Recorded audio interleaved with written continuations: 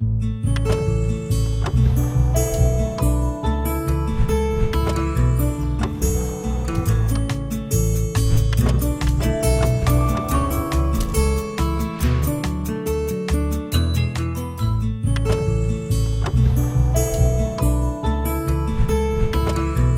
a todos, sejam bem-vindos aqui mais uma vez na aula do professor Jorge Formiga. Trouxe hoje para vocês aqui um conteúdo, apesar de simples e rápido, mas também pouco querido por alguns alunos. Poucos alunos gostam de estudar aí propriedades, principalmente no que tange aí o estudo das integrais. Mas a importância desse estudo é que com ele possa facilitar os nossos cálculos, né, e diminuir o trabalho braçal que existe na maioria deles, no que podemos pensar aí na determinação de áreas que estão limitadas por essas funções. Então vamos lá, na aula anterior eu falei da relação da integral definida e a integral de Riemann, né, cuja notação foi bastante trabalhado já em aulas anteriores, em que, uma vez que a gente considera uma função qualquer f de x contínua e possamos aqui fazer subdivisões e representá-la por pequenos retângulos, dado por base vezes altura desses retângulos, e que, se fizermos essas divisões tenderem a infinito, no cálculo do limite, isso automaticamente nos permite calcular a integral dessa função limitada de um intervalo dado por A, B, que está mostrando, que eu estou mostrando para vocês aqui nessa figura qualquer que eu escolhi aqui. Tá bom? Então isso aqui já vimos em outra aula que representa a área, né, a área sob essa curva. Então, das propriedades que eu trouxe para vocês, para facilitar alguns cálculos, né, através dessas áreas, é sobre os limites de integração. Por exemplo, se eu estou integrando de B até A, ou seja, daqui para cá, f de x, se eu inverter o intervalo, eu posso também calcular essa mesma integral invertendo esse intervalo, porém eu tenho que alterar aqui o sinal dela. É isso que ela diz. Você pode integrar você pode integrar esse caso aqui invertendo os limites de integração, mas você vai ter que inverter o sinal. Ok? Um outro aqui é você integrar cujo intervalo, o limite de integração é de A para A, ou seja, você saiu daqui e ficou aqui mesmo, né, num pontinho. Então, qual é a área? Você não tem área, né? A área é zero aqui, né? Você não tem subdivisão dentro de um ponto. É isso que nós estamos interpretando aqui. Então a integral de uma função de A até A, isso vai ser sempre zero, independente de quem é f de x. E se essa função for uma constante? Né? Se uma função for uma constante, como isso representa a área, imagine que eu estou integrando aqui de A até B uma função que é constante. Então é uma reta paralela ao eixo x, limitada aqui no intervalo de A até B. Qual é a altura desse retângulo, né? Essa base, ΔX aqui, que é B menos A, vezes a altura. A altura é o f de A, que é igual ao f de B, né? Que é igual a C. Então, vai ser B menos A vezes a altura. Então, se você estiver integrando uma constante, essa integral de A até B vai ser simplesmente você subtrair os intervalos de integração e multiplicar por essa constante. Isso aqui também, como propriedade, pode colocar para fora aqui, né? Você pode representar também dessa forma aqui, né? Okay? Aqui é o C para fora vezes a integral de A até B. Aqui entende-se que tem valor 1. A integral da soma de duas funções contínuas, né? Você tem duas funções, está integrando ambas, a soma das duas dentro do intervalo AB. Geometricamente, né, eu tenho isso. Né? Eu estou somando duas funções e integrando elas. Ou seja, a área, né, que ele está falando aí é que você pode integrar separadamente uma, depois integrar separadamente a outra e somar essas áreas, né? Isso aqui te dá área, essa daqui te dá essa área, né? Abaixo dela toda, e a soma dela te dá essa área maior aqui. Ok?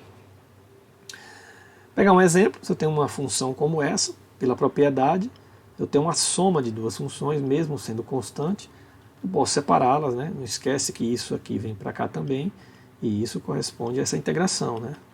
Então eu tenho duas integrais aqui dentro do mesmo limite de integração, né? Então, eu posso, como eu falei, você pode, como está multiplicando aqui, eu posso jogar para fora da integral, né, que vai multiplicando também, sem problema algum. Se você tem uma função, uma constante que multiplica por uma função, cai nessa propriedade que já adiantei ali, né? Então é a mesma coisa que você colocar o c para fora, integrar a própria função e depois multiplicar pela constante que está fora. Da mesma forma que eu fiz aqui no 2 pela soma, vale pela subtração. A integral da diferença é a diferença das integrais. É isso que ele está dizendo. Você pode integrar separadamente e subtrair uma da outra. E aqui tem um caso, né, que eu estou integrando de A até um determinado C, depois de C a um determinado B, ambas as integrais com a mesma função contínua. Tá bom? Aqui eu estou adotando, né, essas propriedades, valores aqui primeiro A maior do que B, quando A é igual a B e quando A é menor que B, tá? Nessas propriedades que eu provei até agora para vocês aí. O que é que diz essa propriedade 5?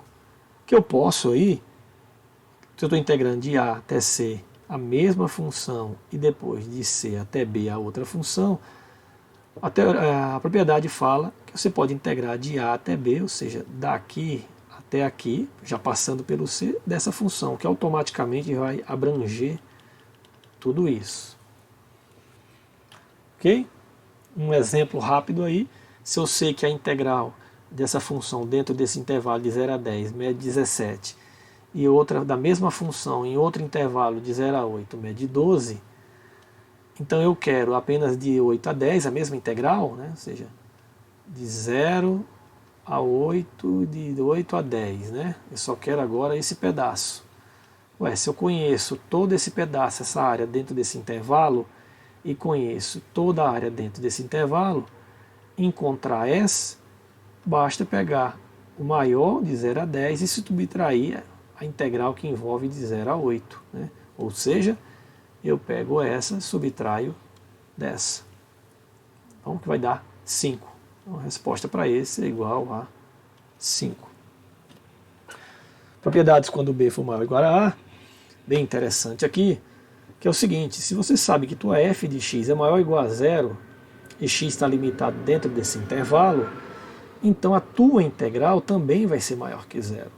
Se tua função está acima do eixo x, então a área também vai ser positiva. Se você tem duas funções contínuas onde f de x é maior do que g de x para esse intervalo, então dentro desse intervalo a área de f de x vai ser maior do que a área de g de x. Tá bom? Maior ou igual, né? Se f de x for maior ou igual. E esse 8 aqui é até interessante, que é uma propriedade que a gente também usa para demonstrar o teorema do valor médio, né?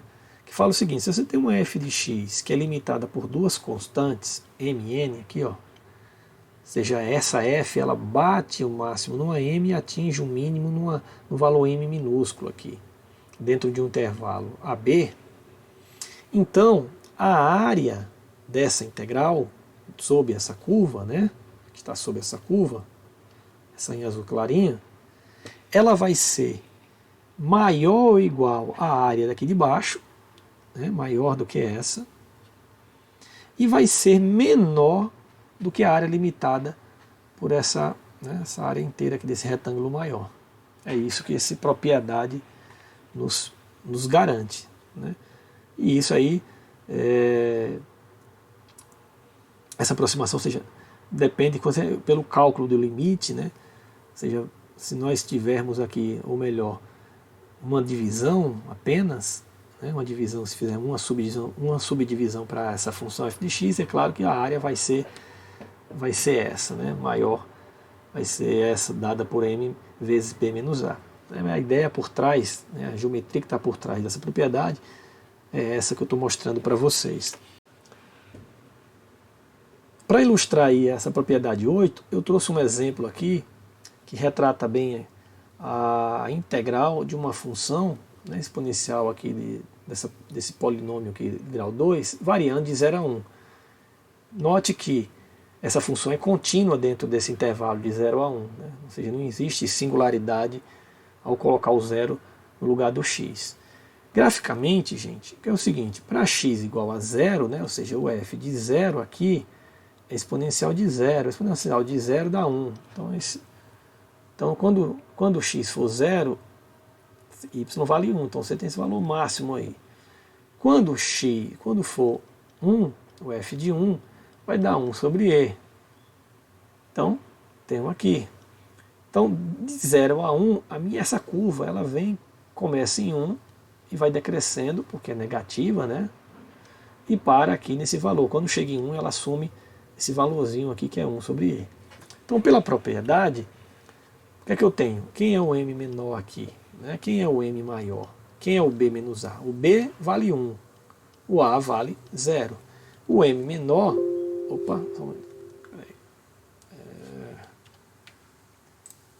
Opa, desculpa. Voltando. O m menor, aqui, o m maior vale 1, né, que nós acabamos de encontrar. O m menor é 1 sobre e. Ok? Tem que pegar o maior e o menor. Bom, isso aqui é o mzinho e aqui é o mzão, conforme propriedade. Então aqui vai dar 1 e aqui também vai dar 1. Né? 1 vezes exponencial de menos 1 dá exponencial de menos 1. E aqui dá 1. Ou seja, o que está dizendo aí a propriedade? Que essa integral, ou seja, essa área aqui, de 0 a 1, ela vai ter um valor máximo de 1 e o mínimo em, se você pegar 1 sobre e aqui é 2,78 alguma coisa. Tá?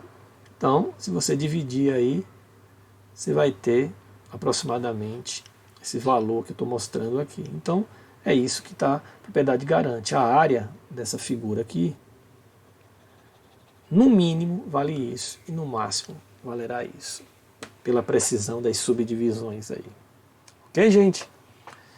Bom, espero que vocês tenham gostado. Eu falei que era rápido, era só uma ideia sobre as propriedades. Bons estudos aí. Muito obrigado e até a próxima, gente. Tchau, tchau.